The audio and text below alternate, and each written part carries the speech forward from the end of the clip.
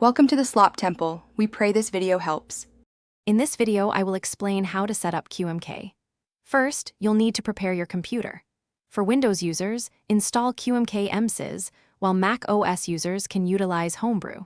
Next, acquire a reliable text editor such as VS Code or Sublime Text.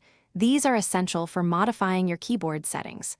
Finally, open your terminal and execute the QMK setup command. This crucial step initializes your QMK firmware directory, a one-time process that lays the groundwork for all future customizations.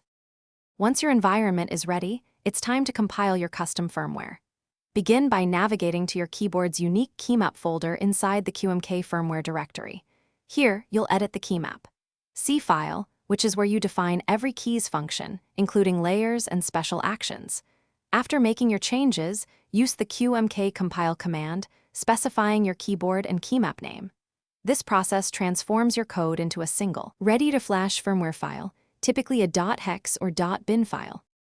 Now, let's get that custom firmware onto your keyboard. First, download and open the QMK Toolbox application. On Windows, it will prompt you to install essential drivers. Next, you must put your keyboard into bootloader mode. This usually involves holding down a specific key, like Escape or Space and B, while connecting the USB cable.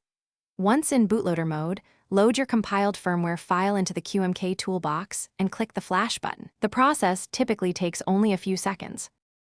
With your custom firmware flashed, the real fun of QMK begins. You can explore advanced features like creating multiple layers for different key functions, setting up complex macros, or implementing tap dance for varied actions based on key presses.